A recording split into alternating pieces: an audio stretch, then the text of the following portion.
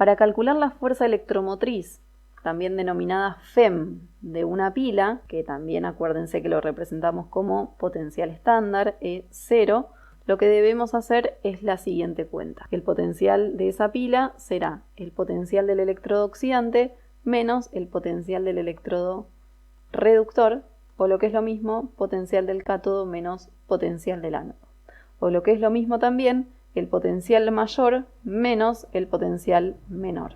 La pila se representa siempre simbólicamente como la reacción que ocurre en el ánodo, 2 barras, y la reacción que ocurre en el cátodo. Ahora lo vamos a ver con un ejemplo. Aquí nos dice que los electrodos de una pila galvánica son de aluminio y cobre, y en el apartado A nos dice escriba las semireacciones que se producen en cada electrodo, indicando cuál será el ánodo y cuál será el cátodo, y la reacción global de la pila. En el B nos dice calcule la fuerza electromotriz de la pila.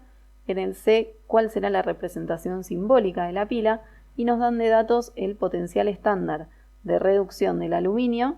Fíjense que aluminio 3 más pasa a aluminio, y el potencial es menos 1,66 voltios, y el del cobre, que pasa de cobre 2 más a cobre 0, cuyo potencial es 0,34 voltios. ¿Cómo vamos a hacer para resolver la primera parte? La A.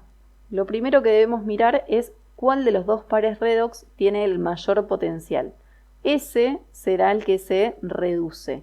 Entonces, entre un valor de menos 1,66 y uno de 0,34, el mayor es el de 0,34, de modo que el cobre 2 más se va a reducir a cobre y el aluminio se va a oxidar a aluminio 3 más. Cobre 2 más que pasa a cobre, aluminio que pasa a aluminio 3 más. Lo que debo hacer es balancear estas semireacciones. Añado 2 electrones para balancear las cargas, añado 3 electrones en la otra, y acá simplemente ya me quedó la reacción que sucede en el cátodo, que es la de reducción, la que sucede en el ánodo, que es la oxidación.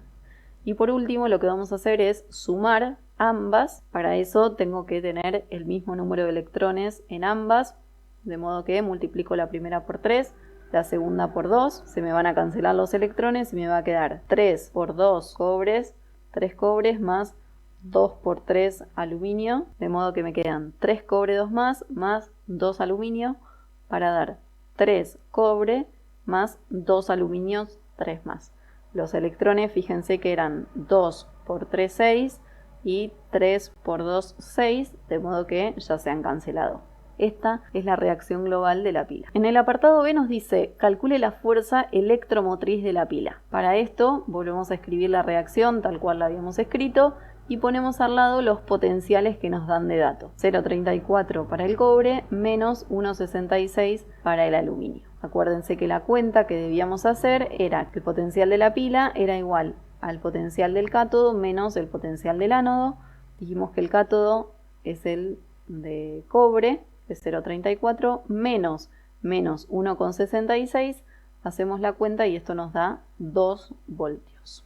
Siempre el potencial de una pila debe ser mayor a 0, es decir, positivo. Esto ya vamos a ver por qué es en un ratito. Y por último, nos preguntan cuál será la representación simbólica de la pila.